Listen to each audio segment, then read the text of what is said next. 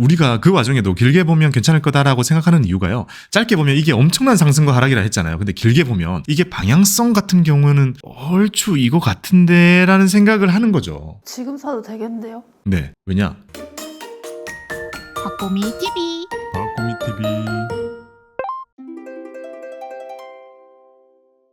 안녕하세요. 박보미입니다. 오늘 제가 준비한 내용은 일본 ETF입니다. 우리가 일본 투자 최근에 참 많이 고민을 하고 계실 겁니다. 워낙 주식이 잘 가고 있으니까요. 제가 예전에 엔화로 환전해가지고 엔저에 투자하는 방법 말씀을 드렸었고 그 다음 일본 영상으로 여러 가지 일본 투자에 대한 내용을 정리해서 보여드린 적이 있습니다. 그때 나온 것 중에 오늘은 일본 특정 ETF 하나를 깊이 봐보는 시간을 준비했습니다. 안녕하세요, 끼님님. 안녕하세요. 참고로 제가 목이 오늘도 좀 안 좋아서 양해 말씀 부탁드립니다. 네, 일본 주식 관심 있나요? 예전에 ETF로는 샀었던 것 같아요. 아, 샀었어요? 일본 시장을 샀죠, 근데 오르기 전에 팔았어요. 왜 샀어요? 제 거보고 사는 거예요? 그 시장 중에 고르라고 하길래. 아, 맞다. 제가 수업 시간에. 그래도 오르긴 했죠? 근데 그때는 밸류업 효과 보기 전이었어가지고. 아, 일본 진짜 셉니다. 요즘 보면 와, 이게 언제적 일본인가 싶은 생각이 들 만큼 정말 높이 오르고 있습니다. 그 중에서 오늘 제가 가지고 온 거는요. 자, 일본 주식 1위. 이게 주식 매수 1위라는 의미입니다. 일학개미라는 표현을 쓰더라고요. 일본 주식을 사는 우리 개인 투자자들 중에 매수 1위가 바로 2621이라는 종목입니다.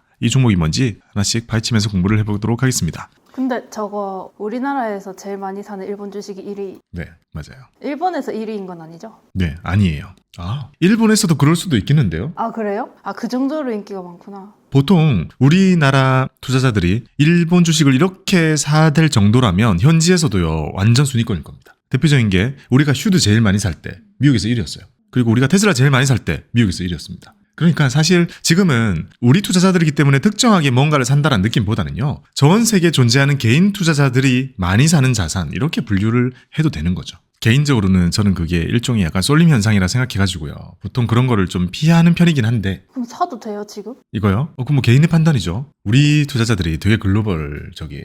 거의 전 세계에서 여러 가지 면에서 항상 그런 걸 많이 보여주거든요. 그래서 우리가 많이 사는 거는 그 동시대에 전 세계 사람들이 많이 사는 거다라고 생각하실 수 있습니다. 자, 2621 과연 뭔지 공부를 해볼게요. 뉴스 기사를 보면 이런 게 막 나옵니다. 이거 깜짝 놀랐어요. 지금이 돈 벌 기회. 40대 직장인이 요요돈 4억을 몰빵. 제목만 보고도 이게 맞나 이런 말이 나올 정도예요. 엔화 예금이 100억 달러에 육박하고 있고 엔화 노출되어 있는 미국채 ETF의 격돌, 이런 얘기들이 계속 나오고 있습니다. 과연 뭐길래 이 40대 직장인이, 40대면 가정도 있을 텐데 4억 몰빵을 한 그게 뭔지 한번 보겠습니다.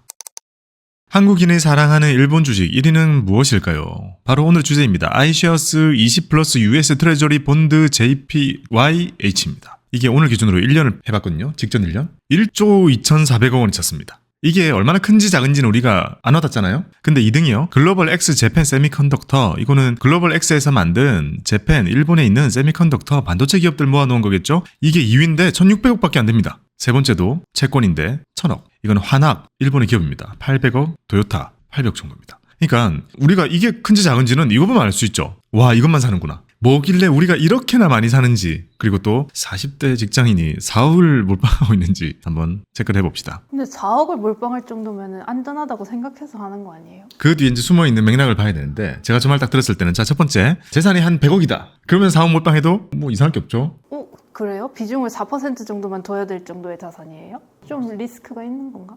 아니, 그렇진 않아요. 왜냐면 그래도 채권이잖아요. 채권입니다. 오늘의 주제는 채권입니다. 채권 특수성이 있죠. 크게 하더라도 우리가 일반적인 주식에다가 4억 몰빵 이런 건 잘 보기 힘들지만 채권은 저런 게 생각보다 많을 수 있습니다. 오히려 채권을 안 사는 사람들은 주식을 하기 때문에 채권을 안 사는 경우가 많아요. 주식의 기대 수익률이 너무 높다 보니까 채권은 기대 수익률이 많이 높다기보다는 확률이 높은 거거든요. 그리고 명확하게 위 캡도 닫혀 있습니다. 주식은 완전히 뚫려 있죠. 하지만 확률이 낮죠. 그래서 이제 우리가 기대 수익률이라고 하는 것은 결국에 얻을 수 있는 수익률과 확률을 곱하는 거잖아요. 그게 이제 채권과 주식은 그 성격이 완전히 다르죠. 확률이 낮고 수익이 높으면 주식, 확률은 높은데 수익은 낮으면 채권형 자산이 되는 거죠. 그래서 이 말만 들으면 저렇게 해도 되나? 라는 생각이 들지만 막상 열어보니까 끝날 때쯤 되면 그래서 했구나 라는 정도의 생각이 드실 겁니다. 자, 뭔지 한번 볼게요. 자, 차트입니다. 짠! 이게 우리가 좋아하는 일본 주식 1위 차트입니다.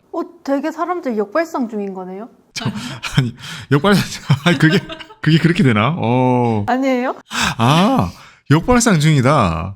아, 주식형 자산이 아니기 때문에 그런 마음으로 접근한 건 아닌 것 같고요. 제가 생각할 때는 뭐냐면 정발상이에요, 정발상. 매우 정발상인데 언제부터 정발상을 했냐면 아마 한 이쯤 될 것 같아요. 이미 이쯤부터 충분히 다 내려왔다. 매수를 시작하자. 1년이 지났어요. 이제 때가 되었다. 매수를 시작하자. 코로나 때부터 산 거예요, 사람들이? 아니요, 여기가 2021년입니다. 코로나는 앞이었고 코로나 뒤에 불장이죠, 여기가 불장. 이거 상장된 지 얼마 됐습니다. 그래서 코로나 끝나고 바로 상장됐다 보면 되니까 코로나 끝나고 이후로 지금까지 이런 모습을 보여줬어요. 자, 지금 가면 어떤 생각이 들어요? 이 그림을 보면. 사야지.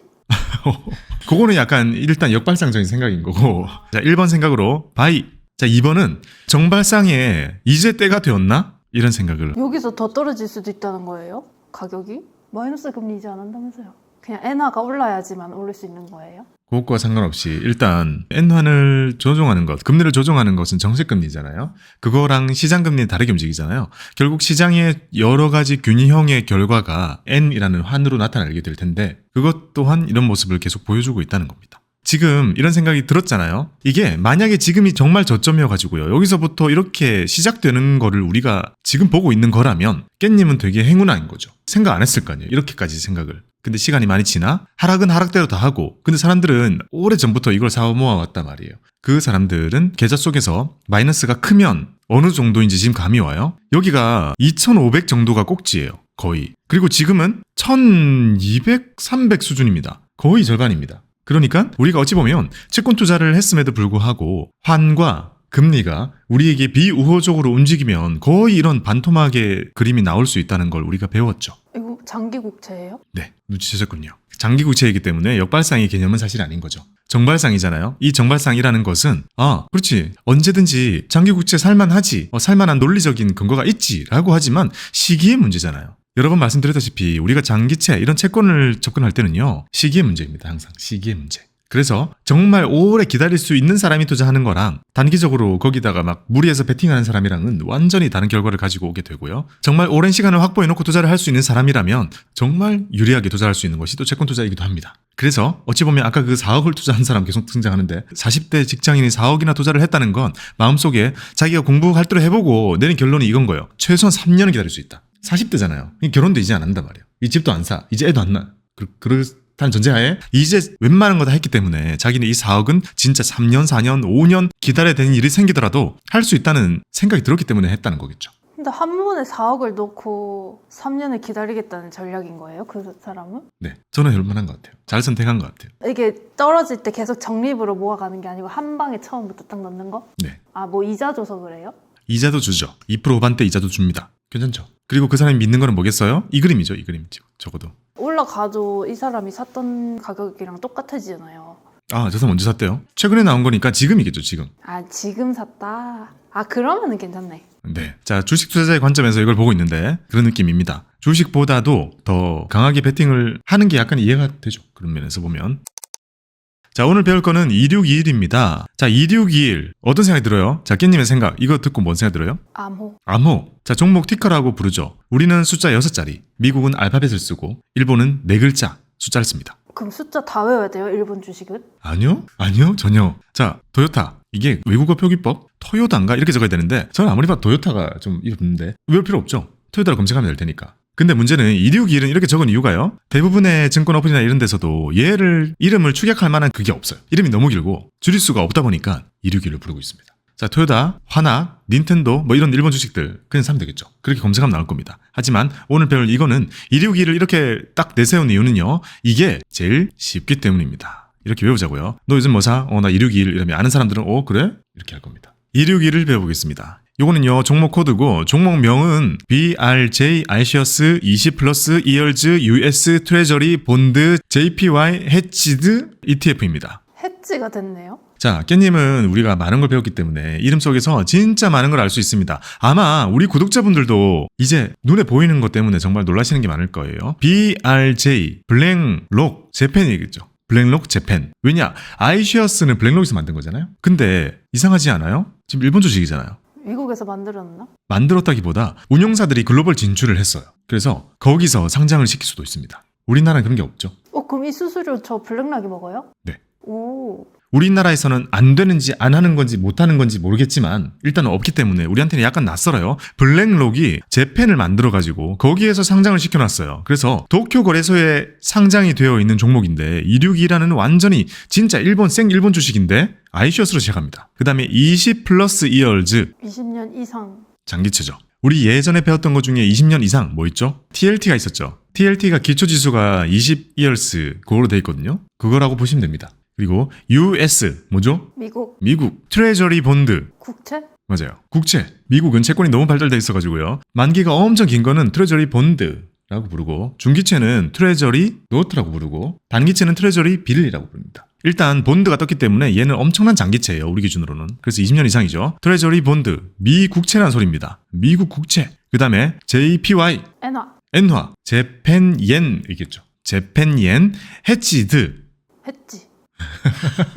그러니까 이게 뭐냐고요. 해지는 실제로 다양합니다. 종류가. 근데 우리가 주로 ETF에서 보는 해지는 뭐죠? 안 움직이게 해주는 거? 네, 맞습니다. JPY, 안 움직이게 해놓은 ETF라는 뜻입니다. 자, 쭉 길게 풀어서 설명해보면 블랙록에서 일본 시장에다가 만든 아이시어스 브랜드인데 미국 국채를 20년 넘는 그 TLT 기준으로 담는 본드를 담아놓았는데 JPY라 부르는 일본 엔화에 대해서는 해지를 시켜놓은 ETF라는 의미입니다. 그러면 엔화가 오르락 내리락 해도 상관이 없는 ETF네요? 뭐예요 이거? 자, 이름만 딱 들었을 때 사람들이 왜 이걸 사는지 대략적으로 감이 오나요? 이거는 결국 뭐냐면요. 일본 시장에 도쿄 거래소 시장에 상장을 시켜놓은 TLT입니다. TLT를 사는 이유는 이거 장기국채잖아요. 미국 장기국채. 심지어 미국이잖아요. 미국 장기 채권을 사람들이 많이 사는 거 알죠? 미국 거 주식 중에서도 TLT는 엄청 상위일 겁니다. 근데 요거는 일본에다 상장을 시켜놓은 겁니다. 자, 여기까지 배우고 궁금증 하나 남겨놓고 뒤로 갑니다. 시가총액은요. 우리 기준으로 환산을 해보니까 오늘 기준으로 한 1조 3천억 정도 나오니까 생각보다 많이 크구나. 잠깐만.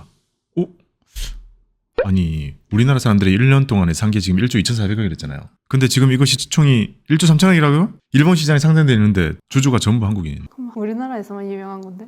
그럴 수 있겠군요. 만약 1조 3천억 중에 1조 2,400억이 한국인이라면 이 ETF는 우리나라 사람들만 하는 ETF입니다. 자, 환해지는요. 해지가 되어 있는데 달러에는 되어 있고 엔원은 안 돼 있습니다. 자, 머릿속으로 그림이 그려지시는 분들도 있고 헷갈리시는 분들도 있죠. 자, 이게 이 ETF의 좀 큰 특징이기 때문에 요거 뒤에서 자세히 설명을 드려보겠습니다. 상장일은요. 2020년 10월 15일입니다. 2020년 3월이 코로나 폭락으로 기억하잖아요. 10월 15일이면 폭락 후에 한참 올라오고 있을 때 상장을 한 친구입니다. 그리고 채 4년이 안 됐잖아요, 아직. 그래서 얘는 그렇게 레코드가 긴 친구는 또 아니에요. 근데 저 2020년 10월에는 미국 금리를 올리던 시절이 아니지 않아요? 네. 미국 금리를 2021년에 올렸죠. 이걸 왜 여기다가 상장을 했을까요? 이유가 있어서 이걸 상품을 만든 거 아니에요? 그렇게까지 생각하니까 진짜 희한하다. 2020년 10월에는 미국 국채를 사고 싶은 마음이 없었을 것 같거든요. 근데 어쨌든 ETF가 만들어지는 것은 없으면 만드는 거니까요. 근데 이게 본격적으로 인기를 가지면서 올라온 게 언제인지 그런 시점이 더 중요하다 볼 수 있죠. 자, 듀레이션은 16.57 정도 됩니다. 자, 이제 많은 분들이 나 저거 알아 라고 생각하실 수 있겠죠. 자, 이게 엄청 긴 장기채이고 20년 이상인 채권들을 모았다고는 하지만 듀레이션을 계산해 보게 되면 생각보다 짧아집니다. 우리가 장기 채권을 투자할 때 듀레이션을 늘리는 것이 어찌 보면 더 공격적인 투자로 만드는 거라 했잖아요. 금리 베팅을 더 세게 하는 거라고 했잖아요. 이 듀레이션을 늘리기 위한, 즉 더 큰 수익을 만들기 위해서 하는 방식이 몇 가지가 있거든요. 그게 지난 시간에 배워봤던 것처럼 인핸스드 하는 거, 스트립 하는 거, 레버리지 쓰는 거, 그리고 한 하나 더 걸치는 겁니다. 이 모든 것도 어찌 보면 우리가 금리 인하를 동일하게 했을 때 더 큰 수익을 얻기 위한 수단들이다라고 보시면 됩니다. 개인적인 생각으로는요. 듀레이션이 이 정도라면 엔화로 효과 보면서 더 커지는 거랑 아예 듀레이션을 거의 28로 만드는 스트립 사는 거 이런 거랑 어떤 게 더 높을지 사실 명확하게 감은 안 와요. 근데 둘 다 상당히 높다는 느낌은 옵니다. 분배금은 지금 기준으로 대략 한 2% 후반대 정도 분배금이 나오고 1월, 4월, 7월, 10월 이렇게 분기 배당을 실시하고 있습니다. 보수는 연 0.154%고요. 요거는 미국에 있는 TLT랑도 되게 비슷한 수준입니다. 그리고 우리나라에 상장되어 있는 이거랑 거의 똑같은 친구들이 또 나오고 있는데요. 그것도 보수가 거의 비슷하게 나와 있습니다. 자, 이거 보고 궁금한 점 뭐예요? 뒤에서 배운다 했잖아. 저기 제일 궁금하죠? 자, 해지. 근데 저렇게 N1을 해지를 안 하면은 우리나라 사람들이 좋아할 수밖에 없지 않아요? N1을 해지 안 했기 때문에 사는 거죠. 그러니까. 그래서 우리나라 사람이 거의 다인 거 아니에요? 다른 나라 사람들은 원화를 갖고 있지 않고서는 굳이. 아니, 근데 이게 달러 N만 묶여있다는 뜻이고요. 다른 모든 통화와 N화는 전부 해지가 풀려 있는 거긴 하거든요. 나중에 운용사 직원분 만나면 한번 물어봅시다. 2621을 매수하는 이유는요, 크게 두 가지입니다. 이 두 가지 일이 일어나야 주가가 오르는 거예요. 미국 장기채의 가격이 상승. 자, 이거 우리 최근에 하도 많이 들어가지고 이제 좀 지겹습니다. 미국의 금리 인하가 임박했다라고 생각하는 사람들, 또는 언젠가는 할 거다라고 생각하는 사람들이 요거를 지금 생각하면서 미국의 장기채를 사는 거잖아요. 그리고 미국의 장기채를 사는 이유는 제가 직전 듀레이션 편에서 상세히 설명을 드렸습니다. 그 다음은요, 엔화의 환율이 상승할 거다. 엔화가 역대 최저를 찍었으니까 여기에도 엔화를 매수하고자 하는 저가 매수 엔화 투자라는 것이 있잖아요. 그거 두 개를 동시에 할 수 있는 것이 2621입니다. 미국의 장기채라 부르는 TLT를 일본 시장에 상장을 시켜놨기 때문에 엔화로 사는 거니까 얘가 오르면서 동시에 엔화의 가치까지 오르게 되면 둘 다 먹을 수 있다는 거죠. 2배예요 그럼? 2배라는 개념은 아니죠. 장기채가 오르고 나서 내가 오른 수익 전체에다가 환이라는 것은 그 자체에다 곱해지게 되니까. 환이 10% 오르면 그 전체가 10% 더 오르는 형태. 또는 환이 20% 오르면 미국 장기채의 가격 상승분에다가 다시 20%를 더 얻는 형태가 될 테니까 레버리지가 팍팍 들어가게 되겠죠. 그러니까 우리가 뭔가 이 상품을 만들면서, 이 팁을 만들면서 레버리지를 쓰기 위해서 기술을 부린 건 전혀 없는 거예요. 금융공학적인 기술이 들어간 건 아닌데, 이건 딱 보면 여러 가지로 개인이 쓸 수 있는 레버리지 투자를 만드는 거죠. 엔화라는 것은, 특히 이렇게 환이라는 것은 여기서 주는 모든 수익에 대해, 예를 들면 이거 원금의 차익, 그리고 분배금도 줄 거 아니에요? 이거 모두가 무슨 자산이에요? 엔화 자산이에요. 그러니까 환이 그대로 적용을 시켜버리게 되는 거잖아요. 환이 만약에 오르게 되면 얘가 둘 다 오르는 겁니다. 훨씬 커지게 되겠죠. 그래서 많은 사람들이 이런 생각을 합니다. 야, 미국 장기채 상승하겠지. 왜냐하면 미국의 금리 인하가 임박했다고 많은 사람들이 생각을 하니까. 또 그렇게 생각하는 이유는 미국이 금리 진짜 많이 올렸으니까 일 거 아니에요? 그래서 이렇게 기대를 하고 있는 겁니다. 미국의 금리 인하 기대 5.5%라는 이런 미국의 기준금리를 우리가 본 적이 없죠. 이거 정확히는 이렇게 표현해야 돼요. 근데 많은 사람들이 간과했던 부분이 뭐냐면요, 요거를 지금 사는 게 아니라, 그러니까 지금 5.5를 찍었으니까 내려갈 거다라고 생각하는 건 지금 우리의 시각인 거고, 요거 그림을 보면 생각보다 5.5를 찍은 지 오래 안 됐어요. 그죠? 2023년 7월입니다. 그러면 그때까지는 올라오고 있었다는 거 아니에요. 계속 올리고 있었거든요. 올리고 있는 중에도 많은 사람들이 다 뭐라고 생각했냐면 떨어질 거다. 이제 내릴 때가 됐다라고 생각을 한 거예요. 근데 현실은 어땠어요? 올라가는 것도 생각보다 말도 안 되게 많이 올라갔고, 게다가 지속되고 있죠. 옆으로 기고 있습니다. 그러면 장기채를 샀던 사람들은, 이때 샀던 사람들은 어떻게 돼요? 마이너스죠. 이때 산 사람들은 그대로 마이너스를 맞게 되는 거고, 이렇게 길어지는 기간에는 이자는 받죠. 플러스이긴 하나 어쨌든 계속 기다려야 되는 시기인 거죠. 이게 우리가 최근에 봤던 겁니다. 그러면 지금 우리가 볼 때는 오히려 약간 그런 생각 들죠. 지금 본 게 차라리 괜찮네. 더 이상 오를 거라고 생각하는 사람은 시장에서 좀 적다 말이에요. 딱 그림을 봐도 올릴 것 같은 그림은 아니겠구나 라고 생각할 수 있는 거죠. 많은 사람들이 그렇게 장기채를 사면서 바랬던 금리 인하에 대해서 기대만 계속하고 있고, 거의 2년째 오르기만 하고 옆으로 기기만 했던 이 금리가 이제 정말 움직이지 않을까 하는 기대감이 많은 것이 사실입니다. 그러면 실제로 금리 인하가 이루어지면 모든 장기채권 가격 오르겠죠. 그리고 261도 오를 겁니다. 근데 그때 말했다시피 유의미하게 내리지 않으면 그렇게 안 오를 수도 있다면서요. 그렇죠. 항상 선반영이라는 게 존재하니까요. 저 일본 2621 차트 저것도 이런 선반영이 다 반영된 결과인 거예요? 선반영 좀 반영돼 있죠. 보여줄까요? 자, 이거 왜 올라왔죠, 이거? 떨어지기 임박한 것 같아서. 네. 근데 다시 내려갔죠. 언제 떨어질지 몰라서. 정확하게 지금 깻잎 맞추고 있습니다. 자, 금리라는 것은 아까 그림처럼 되게 기계적으로 이렇게 올랐고 옆으로 가고 있잖아요. 근데 이 차트가 보여준 건 작년 말 기준으로 이렇게 올랐단 말이에요. 이게 가까이서 보면 되게 가팔라요. 근데 다시 시간이 지나면서 이렇게 빠졌거든요. 요거는 이 모든 게 다 선반영의 여부에 따라서 이 모양이 그려지고 있는 겁니다. 근데 우리가 그 와중에도 길게 보면 괜찮을 거다라고 생각하는 이유가요, 짧게 보면 이게 엄청난 상승과 하락이라 했잖아요. 근데 길게 보면 이게 방향성 같은 경우는 얼추 이거 같은데 라는 생각을 하는 거죠. 그러니까 저도 기왕이면 투자할 거라면 그렇게 생각하는 게 맞다고 생각을 하는 거죠. 지금 사도 되겠는데요? 네. 왜냐? 깻님이 눈에 이게 보였다면, 이 그림이 보였다면 괜찮은 거죠. 사람들이 이거를 매수를 했을 때도 똑같은 시기에 똑같이 샀더라도 여기 산 사람 중에 누구는 나는 여기서부터 계속 사왔으니까 여기서도 사는 거야 라는 사람은 이걸 보면서도 또 떨어지네 기다려야겠네 라고 하는 사람이 있을 거예요. 근데 그게 아니라 여기서 진짜 이건 바닥이다, 진짜 이제 시작이야 하면서 많이 사거나 막 무리했던 사람들은 이때 어떤 일이 있겠어요. 엄청 힘든 거죠. 버틸 수 없고 막 이렇게 힘들어하는 일이 생길 수 있는 겁니다. 채권이야말로 정말 시간을 내 편에 두지 않으면 불리합니다. 근데 지어놓고 보면 깻님이 눈에 이게 보인다면 해볼만한 거죠. 느낌 그대로입니다. 언제 떨어질까요 진짜? 1년 뒤에? 1년 뒤에? 네. 아니 기대치 이런 거 좀 상쇄시켜가지고. 사람들 분노하면서 댓글 달 수도 있겠다.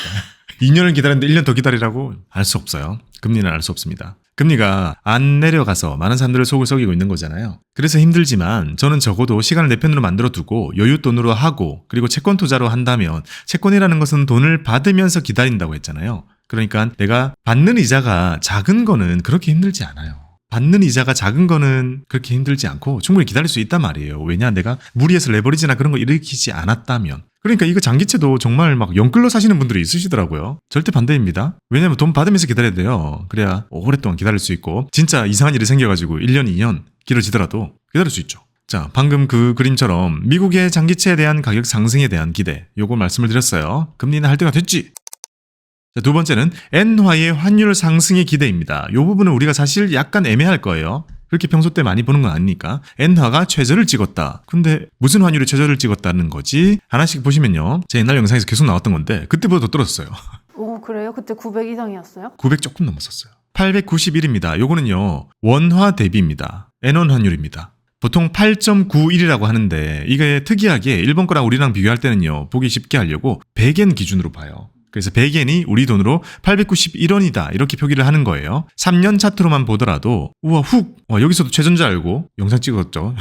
여기까지 와서 정말 심하게 최저를 찍고 뭐 올라온다고 해도 아직 여기 수준입니다. 이게 3년 차트잖아요. 더 길게 해도 크게 다르진 않아요. 자, 원화 기준으로 엔화는 저렴하다는 걸 우리가 확인했습니다. 자, 엔화가 저렴하다. 자, 엔화가 이렇게 빠졌기 때문에 우리는 뭘 했죠? 엔화를 샀죠. 우리는 엔화를 샀죠. 매수를 했죠.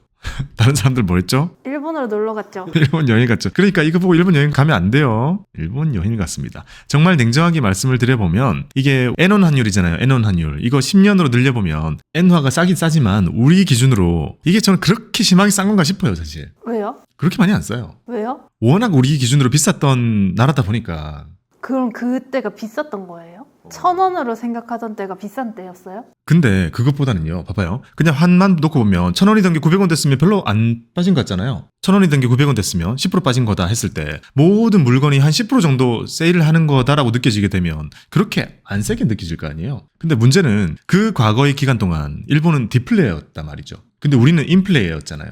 그러니까 지금 경제 규모나 이런 여러 가지 화폐력, 구매력 이런 것들이 모든 게 작용해가지고 일본 여행을 막상 가보면 우리 옛날에 기억하던 그 1,000원에서 900원으로 내려와 있지만 실제로 우리가 거기서 마주하는 물건들의 가격은 엄청 싸게 느껴지는 거죠. 우리는 지금 냉면 18,000원 주고 먹어야 되는데 지금 일본 가면 뭐 7,000원 이런 것도 있으니까 이제 싸게 느껴지는 거죠. 그렇게 보여지는 궁극적인 이유가 지금의 이 화폐 때문은 아니라는 거예요. 근데 엔저 그렇게 얘기하는 이유는 엔화를 보통 얘기할 때 전부 달러 기준으로 얘기할 때의 엔저를 얘기합니다. 달러 기준으로 보게 되면 이게 5년치입니다. 5년치. 달러 엔 환율인데요. 이거는 오를수록 엔화가 싸지는 거거든요. 자, 거의 최고점을 찍었죠. 최고점을 찍었습니다. 요거 수치는 지금 150이거든요. 이 수치를 기억해두면 좋아요. 이게 오를수록 달러 대비해서 엔화가 저렴한 거거든요. 달러 대비 엔화를 보게 되면 이렇게 5년만 펼쳐봐도 거의 그냥 제일 싼 수준입니다. 그러니 정확히는 달러 대비해서 나머지 통화들이 전부 다 지금 약한 거란 말이에요. 그러니까 우리가 일본 갔을 때 우와 싸다라는 것보다 미국 사람들이 일본 가면 더 세게 느끼겠죠. 지금 화는 정말 이렇게 바뀌어 있으니까요. 어쨌든 결국 원화 대비하든 달러 대비하든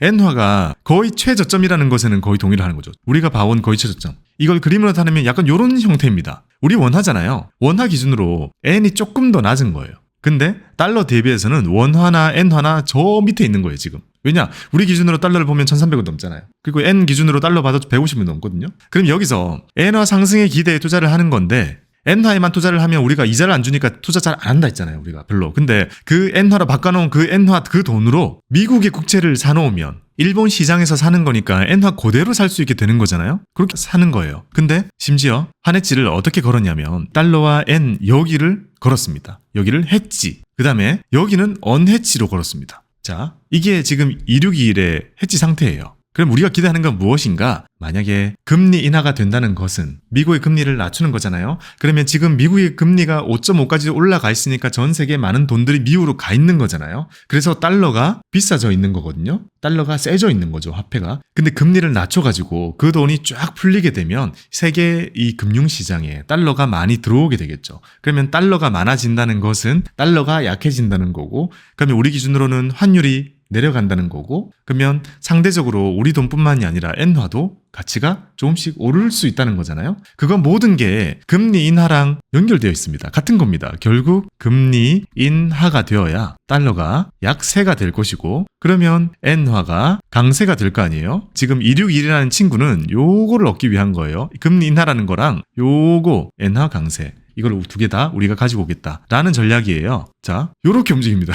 요렇게 보이나요? 아, 그쵸. 근데 원과 N이 비슷하게 가치가 올라갈 확률은 없어요? 그런 것도 당연히 있죠. 지금 깻님 방금 물어봤던 거는 혹시 이렇게 되는 거 아니냐? 이렇게 되면 어떡하냐? 그럼 그대로겠죠. 그죠? 그러면 채권 가격 상승만 먹을 수가 있게 되잖아요. 근데 많은 사람들이 이제 기대하는 것 중에 하나는요. 이 엔화는 마이너스 금리잖아요. 마이너스 금리를 유지한다는 것 자체는 엔화의 약세를 계속 바라고 용인한다는 건데, 일본도 인플레가 좀 있고 이제 마이너스 금리를 끝낸다라는 얘기가 있죠. 마이너스 금리를 끝내게 되면 엔화가 강세가 될 여지가 생기는 거잖아요. 그러니까 그게 생기게 되면 얘는 이렇게 될 거다. 어쨌든 이렇게 올라올 거다라고 생각하는 사람들이 있는 거죠. 거기에다가 얘는 같이 올라가 있었으니까 이야, 우리 원화 기준으로 우와, 이런 일이 생긴다면 이것도 없고 이것도 없겠구나 라고 생각을 하는 겁니다. 그래서 여기에는 이렇게 풀려 있는 거죠. 여기는 묶어 놓는 거죠. 괜찮은데요, 이 상품? 되게 전문 용어로 약간 일타상피, 이 금리 인하라는 것과 달러 약세라는 것과 채권 가격의 상승이라는 것과 엔화 강세, 이 모든 것이 동시에 비슷하게 일어날 가능성이 높기 때문에 이 중에 여러 개를 겹치는 262를 매수해서 얻겠다라는 생각인 겁니다. 물론 저는 엄청 우려감이 하나 있어요. 미국이 금리 인하하더라도 깻님이 얘기했던 것처럼 이 엔화가 그렇게 안 세질 수도 있을 것 같다는 생각이 들거든요. 엔화가 안 써지게 되면 저렇게까지 안 오를 수도 있겠다라는 생각이 들거든요. 그게 리스크로 좀 드러날 것 같긴 합니다. 왜냐하면 요 채권만 보게 된다면 듀레이션이 한 16 정도 된다고 했잖아요. 근데 엔화를 걸어가지고 우리가 높은 기대를 생각했던 건데, 원화와 엔화의 이 교환 가치는 사실 달러 대비해서 둘 다 이렇게 어디서 결정될지 알 수 없잖아요. 둘 다 우리가 강세를 예상한다고 하더라도 둘 다 같이 올라버릴 수 충분히 있는 거죠. 그러니까 생각보다 원했던 수익이 안 나올 수는 있는 거죠. 자, 그렇게 점점 생각하면 어려워지는 것 같으니까. 근데 거의 이해는 되죠? 구조는 당연히 이해되죠. 왜냐면 아까 말했다시피 금리 인하하면 당연히 달러 빠져나가니까. 최근에 저 들은 것도 일본 사람들이 미국에 투자하는 게 많잖아요. 어디서 조사를 했는데 금리 인하하면은 니네 갖고 있는 자산 팔 거야 안 팔 거야 했는데 40%인가? 판다 그랬대요. 아, 진짜요? 네. 그러니까 전수조사는 아니겠지만 금리 인하하면 달러 가치 떨어지는 걸 일본 사람들도 아는 거죠. 그쵸. 우리가 와타나베 부인이라고 부르는, 맞아요. 그 사람들이에요. 그 사람들 이야기였어요. 그 사람들이 얘기했어요. 자, 엔캐리 트레이딩이라는 걸 얘기 많이 하잖아요. 자, 엔캐리 트레이딩이라는 것은 일본에서 엔화를 빌리는 게 거의 무료잖아요. 금리가. 마이너스 금리고 은행에다가 예금을 해도 받는 게 아무것도 없다는 것은 역으로 돌려보면 돈을 빌릴 때도 정말 조달 비용이 낮다는 뜻하는 거거든요. 근데 일본에서 엔화를 빌려가지고요, 뭘 사도 하락하거든요. 그러니까 그냥 국내 투자를 할 거면 빌리지 않는다는 거죠. 근데 와타나베 분이라고 부르는 그 사람들은 뭘 했냐면 엔화를 싸게 빌려가지고 그걸 가지고 달러 자산에 투자를 많이 한 거죠. 우리가 미국 주식 사는 거랑 비슷한 거라고 생각하시면 돼요. 우리 지금 국장 안 오른다고 사람들이 국장은 안 좋은 시장, 미국은 좋은 시장이라고 인식이 되고 있잖아요. 옛날에 그랬어요. 우리보다 훨씬 먼저. 주식 안 오르니까요. 일본 주식이 워낙 안 오르니까 다 미국 주식 샀을 거 아니에요. 미국 채권 사고 뭐 리츠 사고 전부 미국 거를 샀을 거 아니에요. 그렇다 보니까 미국에 투자해놓은 거는 쭉쭉 오르고, 그 다음에 엔화 빌려놓은 것에는 이자 조금만 주면 되니까 여기에서 엄청난 투자의 기회가 있었던 거죠. 그래서 일본은 시장이 성장 안 했음에도 불구하고 외국에서 들어오는 그 수많은 차익과 배당과 이자들로 인해서 그 사람들은 엄청난 돈을 벌었습니다. 그러면 달러 가치 떨어지면 우리나라 사람들도 지금 투자해놓은 거 팔고자 하는 수요가 많을... 근데 금리 인하가 된다고 해서요, 미국 주식이 떨어지는 건 아니잖아요. 그래서 미국에 투자해놓은 돈을 회수를 할 이유가 사실 우리한테는 없는데 환은 불리하게 작용은 하겠죠. 그래서 미리 수익 차익 실현을 하고 싶어하는 수요가 있을 수 있잖아요. 요새 많죠. 요새 미국 주식 팔까요 하시는 분들이 많잖아요. 그래서 저는 충분히 이제 온 게 아닌가라는 생각이 듭니다. 이게 거기에 대한 답변을 드리기가 참 힘들잖아요. 미국 주식 수익 많이 났는데 이 많이 난 수익이 없어질까 두려운 거잖아요. 이거 팔고 싶다, 지금이 적길까 라고 물어보신 사람들이 많은데, 그만큼 지금은요 경제가 정말 크게 한번 이렇게 바뀌는 그 중간 단계에 우리가 있는 거죠. 근데 그 단계가 진짜 오면 많은 게 변하게 되니까 다들 이제 그 시점에 대해서 궁금해하고 미국의 FOMC 회의 열심히 보고 하는 겁니다. 그 이제 하루 남았더라고요, FOMC. 이번에 근데 이면 안 할 겁니다. 그리고 와타나베 부인들이 돈을 엄청 이게 외국에다가 뿌려놨잖아요. 근데 이제 경제 위기나 이런 게 터졌을 때 어쨌든 대출을 빨리 갚고 좀 지켜봐야 되잖아요. 그래서 외국에 있는 수많은 자산들을 매도하고 가지고 옵니다. 그런 조짐이 살짝 느껴지면 네. 그러면 어떤 일이 생겨요? 이 금융시장에는 엔화로 돈 빌려놓은 거 갚아야 되니까 시장에 존재하는 달러 자산들을 다시 엔화로 바꿔서 가지고 들어올 거 아니에요. 엔화가 줄어들겠죠. 그럼 엔화가 강세를 띨 거 아니에요. 그래서 위기 때마다 엔화가 올랐어요, 계속. 아 그래서 오르는 거구나. 그래서 안전자산이라고 부르는 겁니다. 딱히 우리가 안전자산 누가 이렇게 붙여주는 거 아니잖아요. 블루리본 스티커처럼 안전자산 임명합니다 이런 개념이 아니라 위기가 생길 것만 같으면 엔화는 오르기 때문에 안전자산으로 인식이 되고 있었던 거고 실제로는 그런 이유가 있는 거죠. 자, 그러면 이런 이류기를 어떻게 매수를 하는지 한번 볼게요. 자, 일본 시장입니다. 일본 주식을 우리가 그동안 한 번도 사본 적이 없기 때문에 제가 현업에서 일하는 10년 동안 일본 주식 사달라고 얘기한 사람이 한 명도 없었기 때문에 가끔 살 일이 생기면 환전이나 ETF 정도로 접근을 했었고요. 일본 주식을 직접 주문해달라고 한 경우는 한두 번 정도 있었나? 그 정도였습니다. 요즘에는 아니겠죠. 그래서 이 시장만의 약간 특이한 그런 것도 좀 이해를 해야 되는데요. 먼저 통화는 원화를 엔화로 환전 후에 주문을 해야 됩니다. 앱상에서 우리가 달러 바꾸듯이 옛날에 달러 우리가 ETF로 안 살 때 전부 원화 놓고 달러 바꿔가지고 샀잖아요. 그것처럼 환전해가지고 사야 됩니다. 지금 이거는 하기 쉽겠죠? 왜냐? 엔화가 싸잖아요. 원화 대비해서. 환전해서 주문을 해야 됩니다. 원화를 엔화로 완전히 바꿔서 투자하는 거니까 이거는 우리가 옛날에 표현하던 직구입니다. 주식 직구. 일본으로 건너가야 되는 거예요. 그러면 일본의 주식 시장에 가야 되는데 일본이랑 우리가 시차가 뭐 심한 건 아니니까요. 주문 내기는 그런 면에서 편한데 특이한 거는 자 9시부터 3시 비슷합니다. 하지만 점심시간이 11시 반부터 12시 반까지 있어요.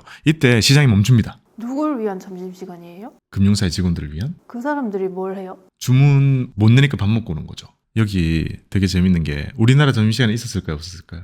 있었다면서요. 있었습니다. 제가 있을 때 아니고 훨씬 더 과거이긴 하겠지만 우리 보면 금융권에 있는 사람들은 11시 반부터 점심시간이 시작되거든요. 그렇게 일찍 시작하는 곳 없는 데도 많잖아요. 제가 다른 데 다닐 때는 거의 다 12시부터 1시까지였거든요. 금융권은 11시 반부터인 이유가 옛날에 점심시간이었다고 해요. 근데 이제 우리나라에는 그런 게 없어졌고 밥 먹다가 불려 들어온 날이 허다하게 많습니다. 너무 많아요. 그래서 사람들이 약간 근처에만 가고 좀 후룩후룩 먹을 수 있는 걸 되게 좋아하더라고요. 약간 습관이 생긴 건가 그런 생각이 듭니다. 점심시간에 아예 없기 때문에 장 나가 있으면 뭔가 시장이 휘청휘청하거나 중요한 전화가 있다거나 이럴 때는 바로바로 들어와야 됩니다. 일본은 점심시간에 아직 있고요. 주식시장이 우리가 3시 반까지잖아요. 3시 반까지로 늘어난 거 진짜 얼마 안 됐습니다. 그건 몇 년 안 됐어요. 항상 이렇습니다. 9시부터 3시. 우리는 이제 좀 늘었습니다. 최소 거래 단위가 있습니다. 한 주씩 거래를 할 수가 없다는 거고요. 한 종목당 100주 단위입니다. 이 161은 100주씩 살 수 있다는 겁니다. 그래서 100주 사거나 200주 사거나 300주 사거나 이렇게 살 수 있습니다. 이상하죠? 최소 거래 단위 우리 있었을까요? 없었을까요? 우리요? 있었어요? 있었어요. 제 있을 때도 있었어요. 왜요? 개인들이 약간 못 사게 한 거 그런 거예요? 정확히 기억은 안 나는데 저도 당시에는요 한 주의 가격이 얼마 이상 넘어야 한 주 거래가 가능했고 그보다 작으면 10주씩 이렇게 막 샀어야 됐어요. 너무 싼 주식 같은 경우 여러 주씩 샀어야 됐습니다. 그게 아마 당시에 옛날에 전산이나 일을 처리해야 되는 그런 게 너무 많아지면 번거로운 그런 부분들이 있었겠죠. 아무튼 우리는 그게 다 없어졌으니까요. 일본은 아직 살아있습니다. 오늘은 3월 19일인데요. 지금 한 주 가격은 1258엔입니다. 우리 돈으로 11,250원입니다. 100주씩 사야 되니까 100주를 하게 되면 112만 5천원만큼 한 번에 사야 된다는 걸 의미하기도 합니다. 이게 안 크다면 안 클 수도 있는데 크다면 되게 또 큰 돈이기도 해요. 112만 원이라고 하게 되면 일반적으로는 또 살 수 없는 돈이 되잖아요. 자, 이런 규칙을 가지고 있고요. 우리가 스마트폰 앱에서 해외 주식 시장 눌러가지고 종목 이름 261로 검색하면 바로 연결이 되고 이렇게 매수 주문을 넣을 수가 있습니다. 시간도 사실 어렵지 않아가지고요. 옛날엔요 제가 거래할 때는 미국 주식 직구 같은 거 할 때는 항상 예약 주문을 했었거든요. 낮에는 주문 넣을 수가 없으니까. 아 그럼 그 낮에 저녁 시간을 위한 예약 주문을 한다고요? 네, 밤 10시 반쯤 되면 주문 들어갈 거 아니에요. 그때 주문을 낮에 전화도 받아놓고 녹취 다 남긴 다음에 그걸로 주문을 넣어놓는 거예요. 지금은 주간 거래도 활성화되어 있고 그리고 심지어 뭐 ETF를 사도 되는 거고 그리고 낮에도 이제 거래하기 수월해졌거든요. 근데 제가 있을 때는 일단 거래 자체가 아예 안 됐습니다. 근데 일본은 미국처럼 하루 종일 거래되는 건 아니에요? 네, 미국도 하루 종일 거래되진 않아요. 그래요? 근데 시장은 돌아가잖아요. 아, 그거는요. 미국에는 작은 거래소들이 있어요. 거기는 정말 그냥 자유시장 경제체제 정말 신기합니다. 거래소도 우리는 한 개잖아요. 거기는 여러 개예요. 그래서 남들이 필요한 그 거래를 채워주는 그런 시장이 또 있는 거예요. 그게 다 채워주는 거고요. 일본을 비롯해서 우리나라도 주식시장은 하나이기 때문에 그런 게 안 됩니다. 자, 2621이 잘 나가니까 K2621도 등장하고 있습니다. 이거 그거랑 되게 비슷하죠? K슈드, K제피, 이렇게 미국 시장이나 해외 시장에서 잘 나가는 것들 ETF로 출시가 많이 일어나잖아요. 자, 2621도 두 개 나와 있더라고요. 이름을 통해서 우리가 많이 유추할 수 있습니다. 오늘 배웠기 때문에. 자, 에이스 한국투자신탁운용에서 만든 미국 30년 국채, 미국의 30년짜리 장기 국채에 투자를 하는데 엔화 노출, 딱 이제 알겠죠. 우리 기준인 거예요. 이름이. 원화 기준에서 엔화에는 노출된 채로 30년 미국 국채 달러 자산에 투자를 한다는 의미입니다. 그게 해지되어 있는 거죠. 그리고 액티브 필요할 때 개입하겠다. 밑에 있는 건요. KB스타, KB에서 만들었고요. 미국채 30년 엔화 노출, 자, 합성 H. 자, 합성이 붙어 있다는 것은 운용에 대한 전반적인 거를 위탁을 맡겼다 그런 의미인데요. 어쨌든 이거야 뭐 벤치마크 뻔할 테니까 통째로 맡겨놓고 해지 시켜놨으니까 이것도 마찬가지로 1위기를 K 버전으로 만들어 놓은 거다라고 보시면 되겠습니다. 아마 더 나올 것 같기는 해요. 사람들이 좀 많이 사시거나 하면요. 지금 두 개 나와 있더라고요. 엔화로 검색을 했을 때 엔화 노출 이런 게 나온다면 해지 붙어 있는 것도 헷갈리잖아요. 이게 붙어 있으면 보통 원달러 해지? 이런 생각 많이 들게 되는데 이제 우린 배웠으니까 바로 파악이 될 겁니다. 자, 그러면 전반적으로 확률적으로 매력이 있어 보이는데 최악의 상황은 어떤 걸까요? 자, 채권형의 자산은 항상 내가 채권을 가지고 있는데 하락하면 만기까지 가지고 가고 오르면 팔아버릴 수 있는 이게 채권 투자의 매력이라고 했잖아요. 근데 마찬가지입니다. 이 TLT 뿐만이 아니라 2621 뿐만이 아니라 우리나라의 장기 국채 10년물 30물 이런 모든 장기 국채들은 비슷한 그림을 기다리고 있는 겁니다. 근데 최악은 어떤 걸까? 자, 먼저 금리 그대로. 금리나 그게 뭐가요? 뭐는 건가요? 참, 세상은요, 여러 가지 이유로 이렇게 심하게 높아진 금리가 계속 이어질 리스크라는 것이 존재합니다. 사실 지금 그렇게 이어지고 있고, 그걸 우리가 겪고 있죠. 결국은 세상의 중심은 미국이에요. 특히 금리 시장도 미국이 중심이거든요. 미국이 제일 높잖아요. 막 5.5까지 올려놨습니다. 안 낮추잖아요? 올려봤더니 미국은 괜찮은 거예요. 올릴 때는 다들 겁냈는데 미국도 괜찮은 거예요. 미국 주식 좋은 거 봐요. 너무 좋으니까 내리기 싫은 거예요. 그러니까 온갖 핑계를 다 대면서 최대한 안 내리고 싶어 하고 있고 근데 그 시간이 길어질수록 다른 나라들이 여럿 망가지고 있잖아요. 그걸 다 보고 있습니다. 그래서 미국이 금리 낮춰주기만을 기다리고 있는데 미국이 계속 미루고 있다라는 것.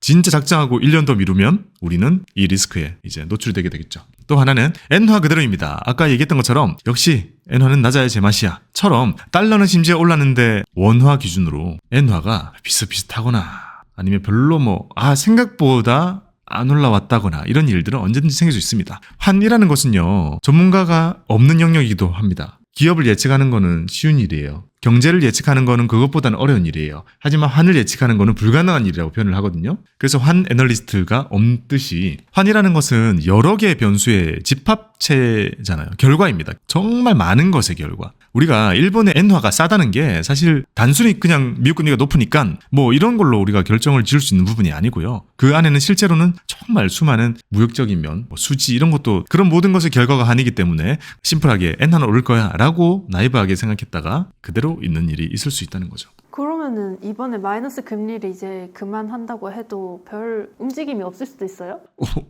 우와. 왜요? 미리 공부한 거 아니죠? 왜요? 자, 그 다음 장표를 볼까요? 일본이 기준금리 인상을 했어요. 잠깐만, 뭔가 이상하죠? 인상을 했는데 이게 우리 기준에서 이상하잖아요. 자, 한 건가? 한 겁니다. 왜냐, 마이너스였잖아요. 저도 처음에, 잠깐만. 내 눈이 이상한 건가? 오류 아닌가? 오류 아니었구나. 자, 마이너스였던 게 기준금리 인상을 오늘 했습니다. 오늘. 근데 문제는 뭐죠? 자, 뉴스 기사도 막 나오면서 우와, 드디어 마이너스 금리를 8년 만에 해제를 한다. 마이너스 금리를 해제한다는 것은 일본도 엔화를 어느 정도 흡수하겠다는 거잖아요. 흡수를 하게 되면 당연히 엔화가 세진다는 걸 의미할 테고 그러면 엔화가 세져야 되잖아요. 선반영 될 거 아니에요? 오늘 안 움직이던데요. 근데 여기 일본에서도 이런 것들 다 예상하고 자기네들 국채 어쩌고저쩌고 한다 이러던데. 그렇죠. 그러니까 모든 게 다 엮여있기 때문에 이것처럼 금리 인상한다고 했음에도 불구하고 안 움직이더라고요. 이래서 역시 환이라는 것은 예측의 영역을 넘어서는 것 같습니다. 이걸 딱 보면서 약간 쎄하다는 생각이 들면서 만약에 미국 채권은 쭉쭉 올라졌는데 근데 환이 거의 그대로여가지고 그냥 그대로 수익을 얻게 되는 형태가 되지 않을까라는 우려가 좀 들긴 했어요.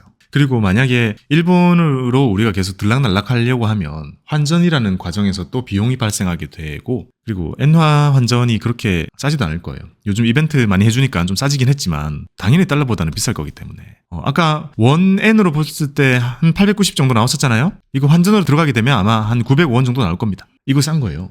진짜요? 은행보다 훨씬 싼 거예요. 증권사는 환전 수수료 진짜 싸요. 그러니까 넓게 해주고 50% 할인, 90% 할인 해주는 게 아니라 증권사는 원래부터 진짜 싸요. 약간 좀 장기로 봐야겠어요. 그쵸? 아까 우리 했던 것처럼 그런 선반영이 반영된 정도라는 것은 보통 한 1년치가 반영돼 있을 테니까 1년 이상 우리가 가지고 있는다 하면 그 뒤에 움직임은 지금 예측한 사람은 없을 거 아니에요. 그러니까 그 뒤에 움직임은 생기는 대로 반영이 될 수 있겠죠. 오늘의 결론 1. 2621은 미국 금리 인하되면 수익이 날 것이다. 이건 뭐 그렇게 부정할 만한 거 아닌 것 같아요. 2번 장기 채권 투자에 추가 수익을 얹었습니다. 중간에 환을 하나 걸친 거죠. 3번 하지만 금리는 아무도 모릅니다. 여전히 그 금리 때문에 많은 사람들이 기다리고 있고 그게 언제 올지는 전혀 알 수가 없습니다. 4번 매수는 적립식으로 하거나 아니면 길게 보는 연습을 하고 그 시각을 가진 채로 이렇게 투자를 해야 될 것 같습니다. 참 금리라는 게 얄미워가지고요. 이제 다 된 것처럼 아슬아슬하게 하면서 지금 거의 계속 시간이 이어지게 되는 거잖아요. 그 자체가 고통스럽지 않으려면 약간 체념한 듯이 에이 금리를 누가 맞춰 이렇게 생각하고 사서 가지고 있는 거는 괜찮은 투자 방법일 것 같습니다. 제가 비슷한 경험을 몇 개가 뭐가 있냐면 유가 마이너스 찍었을 때 누군가 물었습니다. 이거 사놓고 유가 기다리면 되는 거 아니에요? 계속 이렇지 않을 거 아니에요? 그러니까 시간의 지평을 길게 가진 사람이 하는 질문인 거예요. 근데 진짜 빨리 벌고 싶은 사람들이 되게 많을 거 아니에요? 그런 사람들이 그 원조를 짜고 그걸 사둡니까? 또는 그거 샀는데 바로 안 오르면 어떡해요? 이런 이제 답변을 많이 듣게 되는 거죠. 그러니까 서로 시간이 대하는 게 다른 거예요. 또 하나 홍콩 지수 같은 경우 지금 떨어져가지고 난리잖아요. ELS 때문에도 난리고 그렇게 많이 하락했잖아요. 걔도 어떤 사람들이 바라볼 때 이 정도 떨어졌으면 사놓고 기다리면 이거 오르지 않나요? 그렇게 생각해서 사시는 분들이 실제로 있는데 영원히 떨어지는 자산은 없다 보니까 많은 경우에 올라오기도 합니다. 또 그런 것도 있습니다. 은이 예전에 폭락해가지고 DLS가 터진 적이 있었어요.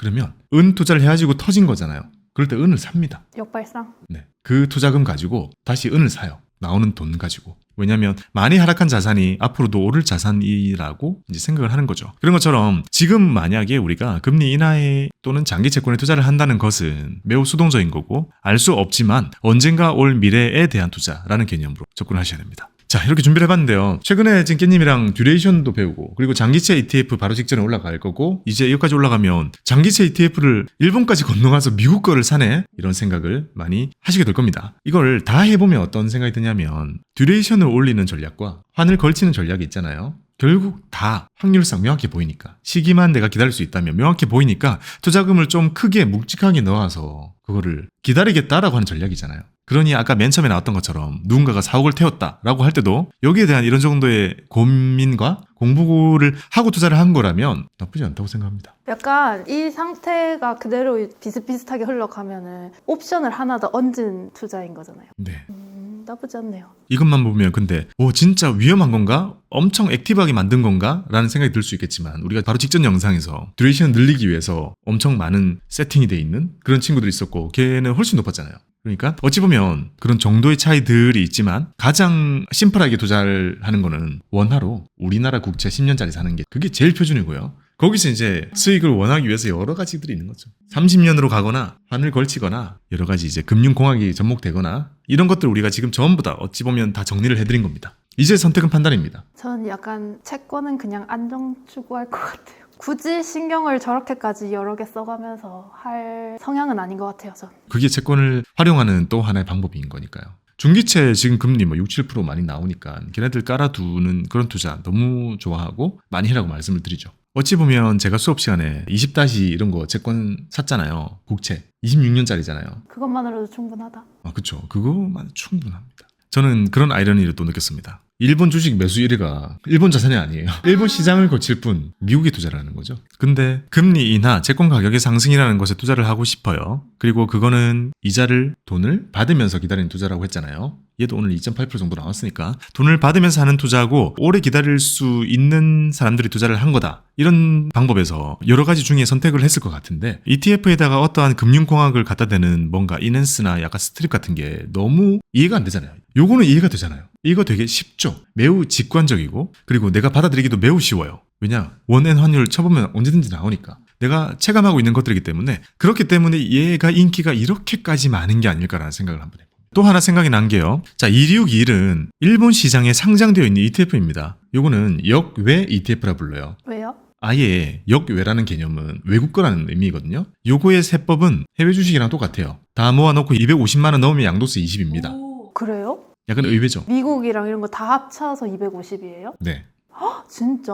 그러면 잘 활용하는 경우는 일단 금융소득종합과세 대상자여가지고 미국 주식이나 이런 거를 많이 해야만 했던 사람들, 그런 사람들은 미국 시장에 가가지고 지금 달러로 바꿔놓고 투자를 해야 되는데 그 달러 가지고 장기채를 사자고 하니 화내서 터질 것 같은 거죠. 그런 분들은 요걸로 가가지고 요거 매수하면 너무 좋겠죠. 그리고 일본 주식에서 수익이 난 거랑 미국 주식에서 수익이 난 거랑 어차피 같이 합쳐서 계산합니다. 그런 면에서 이거는 내가 하기에 너무 좋은 자산이다 라고 생각하는 사람들이 아주 많을 겁니다. 자, 그런 분들은 위탁 계좌를 이용해서 직접 가면 될 거고요. 참고로 여기서 나오는 2.8 정도의 분배금은 엔화로 나옵니다. 그리고 그 엔화로 나오는 거는 15.4 과세 대상입니다. 근데 이제 일본에서 15%를 떼고 옵니다. 우리가 14%가 세율이라 했잖아요. 그래서 추가로 떼는 거는 없고 다만 그 받은 분배금만큼은요 금융소득에 포함이 되니까 금융소득 종합과세 될 때 거기다가 포함은 시킵니다. 이제 다 알죠, 이거는. 근데 여기 보면 에이스 미국 30년 국채 그리고 KB스타 미국 30년 엔화 요런 거는 국내 상장 ETF잖아요. 그리고 선물이 아니잖아요. 요거는 연금저축과 IRP에서 다 매수가 가능합니다. 그리고 요거를 일반 계좌에서 매수를 하게 되면 차익에 대해서는 전부 15.4 과세된다고 보시면 됩니다. 그러니 일반 계좌에서 샀을 때 모두 과세 대상이 되니까 ISA나 연금저축이나 IRP에서 궁합이 아주 잘 맞는 상품이기도 합니다. 그런 면에서 볼 때 우리가 장기채를 살 때 일본을 거쳐가지고 162를 사면서도 이거가 누구한테 유리한지는 사람마다 유리함이 완전 다르겠죠. 우리 최근에 만났던 사람 중에 금융소득 종합과세자 많잖아요. 지금 되게 많아요, 생각보다. 그런 분들은 이제 미국 주식 어쩔 수 없이 해야 되는데 미국 주식만 하다 보면 달러 노출도가 높아가지고 부담스럽던 것들이 이제 여기 일본까지 같이 끼게 되면 큰 도움이 되겠죠. 그리고 에이스는 월배당을 주고요. 분배금 나오는 걸 쪼개서 월배당으로 다 준단 말이에요. KB스타는 심지어 미지급입니다. 재투자예요. 근데 여기 국내에 상장된 ETF로 사면은 분배금은 뭘로 줘요? 원화로 주죠. 그리고 거기 원화는 엔화 대비 노출돼 있습니다. 그러니까 그때 환에 맞게 들어오는 원화 금액이 달라집니다. 그럼 저 분배금 매달 줄 때 환전값도 쳐서 주는 거예요? 그렇죠. 그럼 미지급이 더 좋은 거 아니에요? 그렇게 생각한다면 미지급을 선택해야 되는 거죠. 그럼 또 저거는 또 현금 흐름 좋아하는 사람들? 네. 지금 보면 메뉴가 양도세죠. 밑에 거 두 개는 이게 정확히는 보유기간 과세라고 불러요. 15.4를 뗀다고 했어요. 그리고 하나는 현금으로 나오는 것 또 안 나오는 것까지 있죠. 그러니까 정말 다양한 겁니다. 지금처럼 이렇게 ETF가 다양하게 나온 적이 없으니까 261도 이렇게 선택지가 다양합니다. 본인에게 맞는 걸 선택하시면 되겠죠. 연금계좌 사놓는 거 괜찮겠네요. 오히려 마음 편하게 담을 수 있겠네요. 네. 연금 계좌에서 담으면 괜찮겠다고 생각이 든 이유는요. 어차피 금리 투자라고 했잖아요. 요거의 시기는 알 수 없지만 확률은 높기 때문에 적립식으로 시작하면 좋다고 했잖아요. 연금은 어차피 적립으로 많이 할 테니까 거기에서 꾸준히 담는 것도 괜찮은 방법이 될 것 같습니다. 이렇게 261에 대해서 정리를 해봤습니다. 장기 채권을 일본에 건너가가지고 미국에 있는 장기 채권을 매수하시는 여러분들의 채권 투자 성공하시기를 기원합니다. 감사합니다.